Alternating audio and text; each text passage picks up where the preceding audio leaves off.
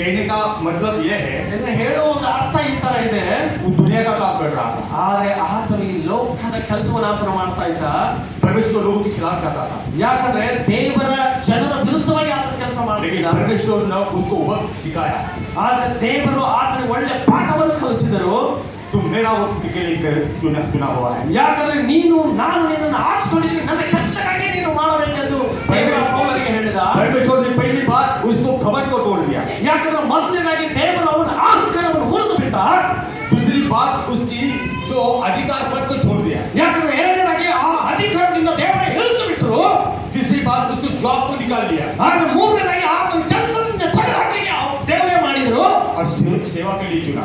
ಮತ್ತೆ ದೇವರು ಹೇಳಿದ್ರು, ನಾನು ಇವಾಗ ನಿನಗೆ ಸೇವೆಗೋಸ್ಕರ ನಿಲ್ಲಿಸ್ತೀನಿ ಅಂತ ಹೇಳಿದ್ರು.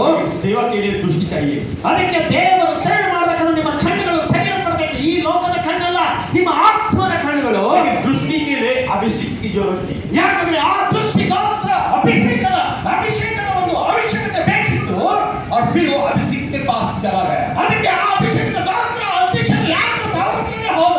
हनन्याह ने उसके सिर के ऊपर हाथ रखा ಅವರ ಒಬ್ಬ ಸೇವಕನಲ್ಲಿ ಹೋಗಿ ತಲೆ ಮೇಲೆ ಕೈ ಇಟ್ಟ. और प्रार्थना की, ಅಲ್ಲಿ ಪ್ರಾರ್ಥನೆ ಮಾಡುವ उसकी आंख खुल गई. ಅವಾಗ ಯೇಸುವಿನಲ್ಲಿ ಕಣ್ಣು ಬಂದ ತಕ್ಷಣ ಕಣ್ಣು ಬಂತು. आज भी हमें एक अभिषेक की जरूरत होती है. ಆದರೆ ಇವಾಗ ನಮಗೂ ಒಬ್ಬ ಅಭಿಷೇಕನ ಅವಶ್ಯಕತೆ ಇರಲೇಬೇಕು. वो स्थान की जरूरत होती है. ಯಾಕಂದ್ರೆ ಆ ಸ್ಥಾನವು ನಮಗೂ ಬೇಕು. वो स्थान पर चल के गया, ಯಾಕಂದ್ರೆ ಆ ಸ್ಥಾನ ಮೇಲೆ ಅವನು ನಡ್ಕೊಂಡು ಹೋದ. अभिषेक के पास जाके उसने सर पर हाथ रखवाया. ಯಾಕಂದ್ರೆ ಆ ಅಭಿಷೇಕನ ಹತ್ರ ಅವನು ಓಡಿ ಹೋದ. ಹೋಗ್ಬಿಟ್ಟು ಮತ್ತೆ ಆತನ ಕೈಗಳನ್ನು ತನ್ನ ತಲೆ ಮೇಲೆ ಇಳಿಸ್ಕೊಂಡ.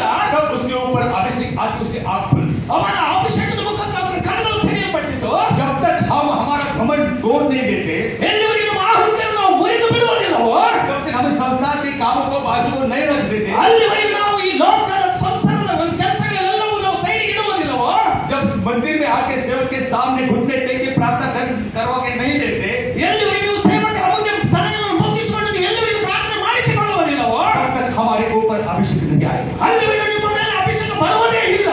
तब तक हमारे सांसारिक आप नहीं खोल पाए. ಅವಾಗ ನಮ್ಮ ಈ ಲೋಕದ ಕಣ್ಣುಗಳು ಮತ್ತೆ ಹೋಗಿ ಹೊಸ ಕಣ್ಣುಗಳು ತೆರೆಯಲ್ಪಡುವುದಿಲ್ಲ. इसलिए पौलुस इतने दिल से कहता है, ಅದಕ್ಕೆ ಪೌಲನು ಹೃದಯದ ಆಳದಿಂದ ಹೇಳುತ್ತಾನೆ. हजारों सेवक आके जाएंगे, ಆದರೆ ಆತನು ಹೇಳ್ತಾರೆ, ಆ ಹೃದಯದಿಂದ ಸಾವಿರ ಬಂದು ಹೋಗ್ತಾರೆ. ये आत्मा के काम करके जाएंगे, ಆತನು ನನ್ನ ಆತ್ಮದ ವಿಷಯದಲ್ಲಿ ಅವರು ಕೆಲಸ ಮಾಡಿ ಹೋಗುತ್ತಾರೆ.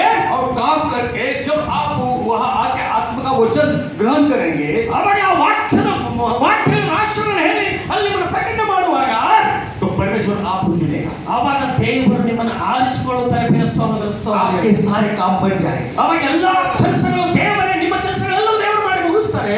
ये आपने प्रभु की वाणी को सुना है, ಯಾಕಂದ್ರೆ ನೀವು ದೇವರ ವಾಕ್ಯವನ್ನು ನೀವು ಕೇಳಿದ್ದೀರಿ.